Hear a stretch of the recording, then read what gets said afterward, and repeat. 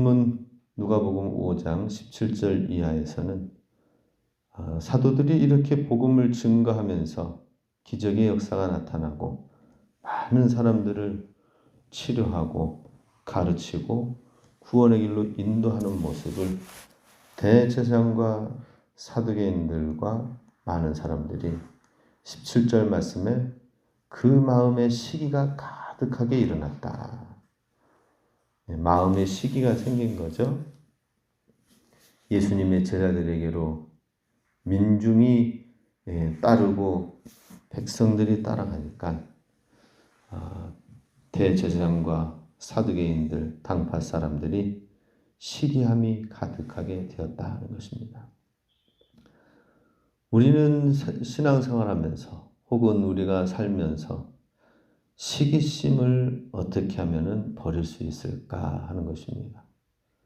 남이 잘 되면 축복을 해줘야 되고 또 나에게 없는 것을 가지고 있다면 그것에 대해서 우리는 나 스스로에 대해서 만족함을 가지고 해야 되는데 시기하는 것이 마치 대제사장들과 사두개인들이 예수님을 시기하고 사도들을 시기하는 모습 가운데에서 사단이 굉장히 이 감정을 사용한 것을 보게 됩니다.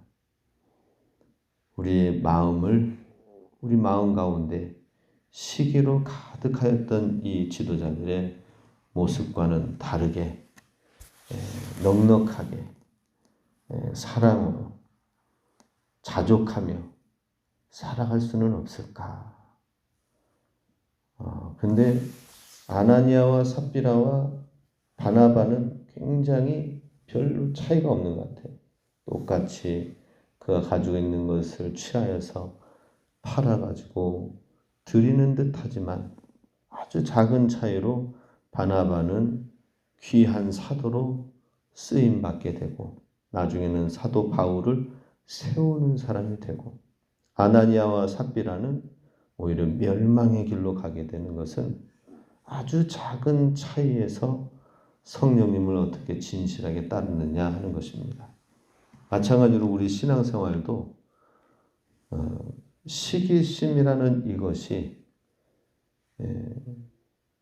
예수님을 또 제자들을 공격하고 대적하는 데 있어서 사단의 아주 특별한 도구로 사용되는 것을 보게 됩니다.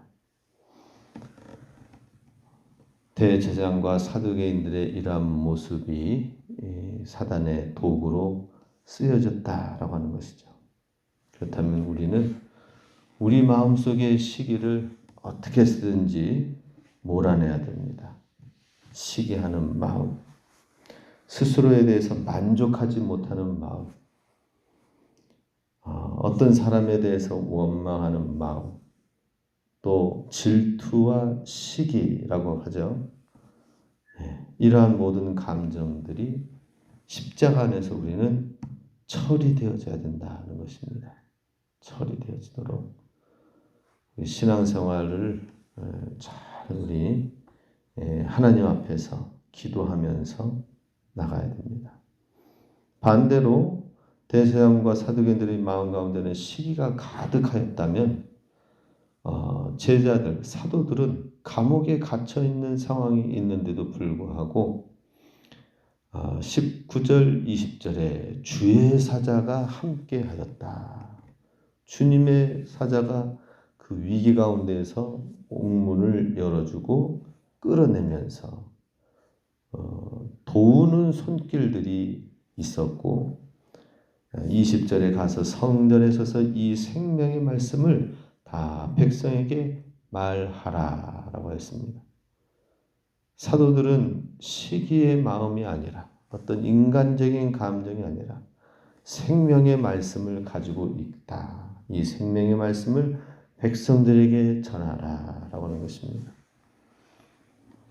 자, 우리가 우리의 어려운 문제들을 볼 때에 우리를 도와주시고 우리를 어려운 문제에서 해결해 주시고 풀어주시고 응답하여 주시옵소서라고 기도를 하지만은 중요한 것은 우리 가운데에 세상의 생각과 마음들이 있느냐, 아니면 사도들에게 있는 것처럼 사도들에게 생명의 말씀이 있기 때문에 그 가지고 있는 것을 백성에게 전하라 라고 해서 가만히 있는 사도들이 옥문이 열려지고 주의 사자가 그 밤에 그들의 앞길을 열어주는 것을 보게 됩니다.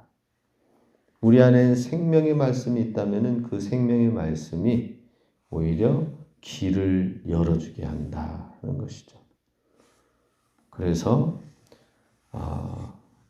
이들이 수많은 25절에 사람들이 성전에 서서 백성을 가르치더이다 하면서 놀라는 거예요. 옥문도 가만히 있고 그대로 지키는 사람들도 굳건하게 지키고 있는데 언제 이렇게 이 사도들이 빠져나가서 아니면 도망가 가지고 어디 멀리 도망가야 되는데 그렇지 아니하고 또 잡히면 또 걸려서 들어오려고 그런 심산으로 성전에서 또 백성들을 가르친다 하는 것입니다. 그래서 사도들은 지금 이상한 사람들인 것 같아요. 굉장히 이상한 사람들이에요. 감옥에서 구출되어졌다면은 이제는 다시는 잡히지 않도록 해야 되는데 지금 먼저 첫 번째 감옥에 들어갔다가 나왔죠. 이번에 두 번째입니다. 이번에 이제 또 세 번째다 하는 것이죠. 예. 백성들이 돌로 칠까 두려워하니 강제로 못하고 또 27절에 그들을 끌어다가 공회 앞에 세웠다 하는 것입니다. 도망가야 되는데 다시 또 잡혀온 거예요. 신기한 일이죠. 이제 두려움과 이러한 잡히고 하는 것은 하나님께 맡겨지고 생명의 말씀이 있는 그것을 전하는 사명의 길을 가고 있는 모습을 보게 됩니다. 우리는 우리 안에 생명의 말씀, 예수님이 충만한 가운데 우리 가운데 있지 않으면 늘 두려움 가운데, 시기하는 가운데 인간적인 생각으로 살다가 끝날 수밖에 없습니다. 그러나 사도들이 성령 충만한 가운데 있으면은 다시 옥에 들어가든지 다시 문제와 어려움이 쌓여지든지 개의치 아니하고 내 안에 계신 예수님을 전하는 삶, 생명의 말씀을 전하는 삶을 살게 된다 하는 것입니다. 그리고 또 공회에 잡혀왔을 때에도 또 이제는 잠잠해야 되는데 그렇지 아니하고 29절에 베드로와 사도들이 대답하여 이르되 사람보다 하나님께 순종하는 것이 마땅하니라 하면서 공회 앞에서 설교를 합니다. 설교를. 대제사장과 사두개인들 말씀을 가르치고 있는 지도자들 앞에서 어부 출신의 베드로가 설교를 하는 거예요. 너희가 나무에 달아 죽인 예수를 우리 조상의 하나님이 살리시고 이스라엘에게 회개함과 제사함을 주시려고 그를 오른손으로 높이사 임금과 구주로 삼으셨느니라. 우리는 이 일의 증인이요 하나님이 자기에게 순종한 사람들에게 주신 성령도 같이 증거하신다. 이렇게 말씀을 전파합니다. 담대하게 성령님이 임하시니까 담대함으로 바뀌어지고 말씀 예수 그리스도를 증거하는 기회들로 삼고 모든 상황을 하나님의 구원의 시간들로 만들어 나가는 것을 보게 됩니다.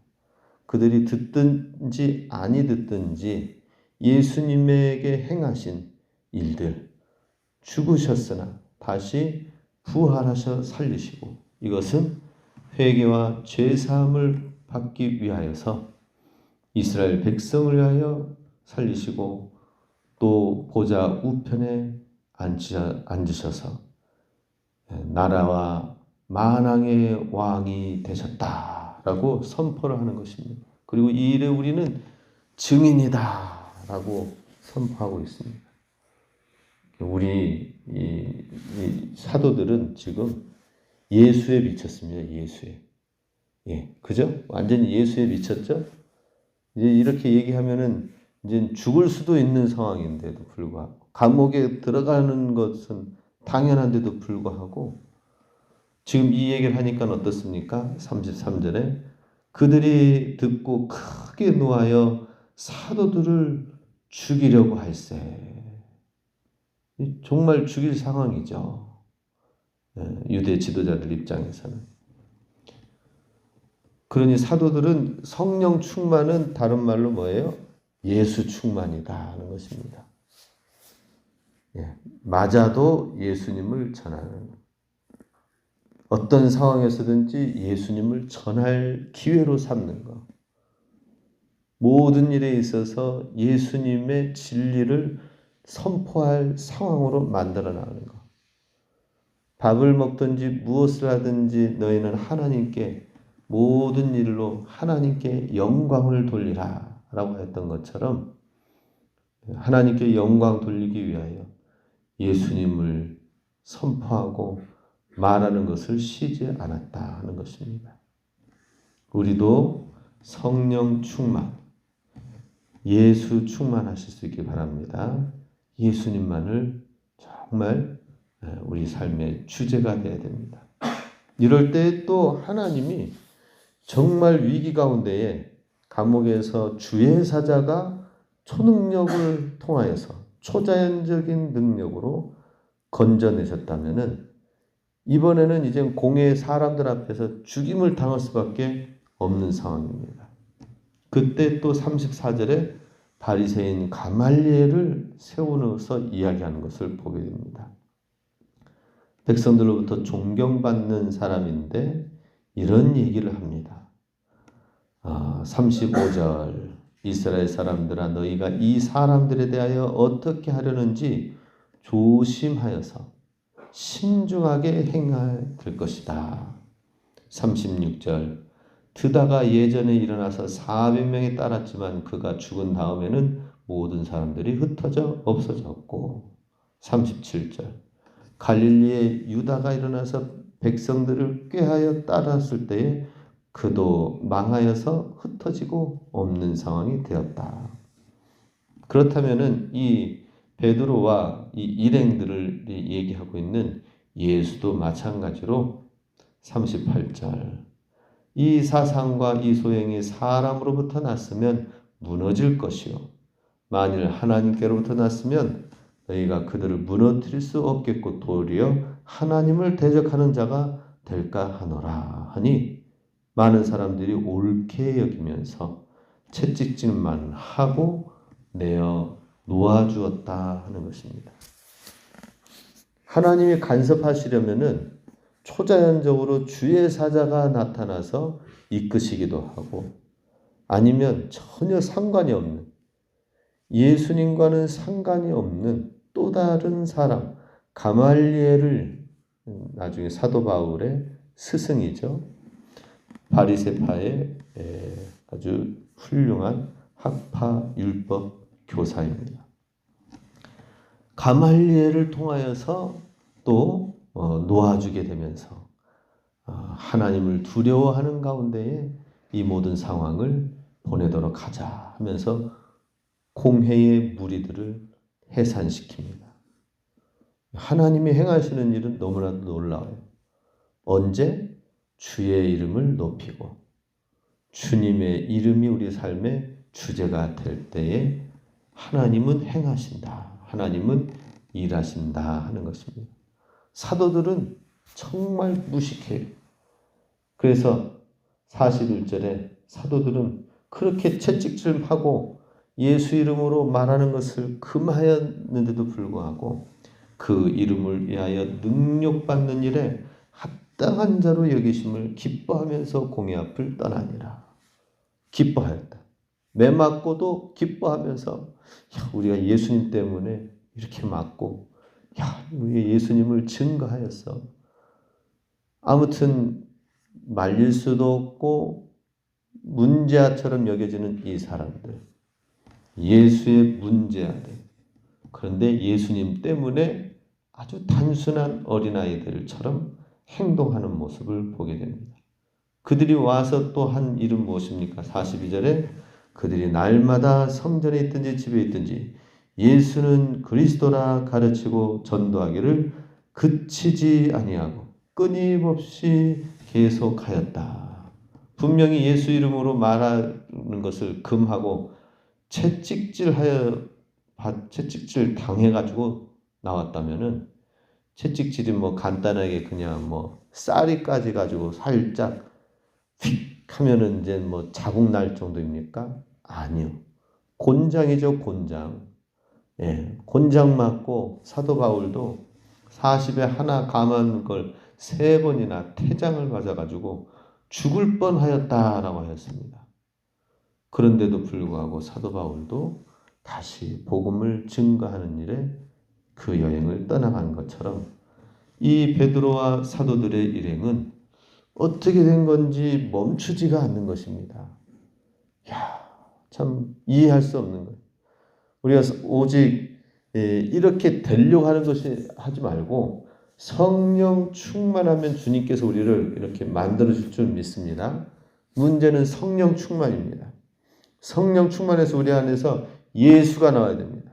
예수가 나오지 않으면은 똑같이 대세양들처럼 사두개인들처럼 시기와 인간적인 감정이 나올 수밖에 없습니다.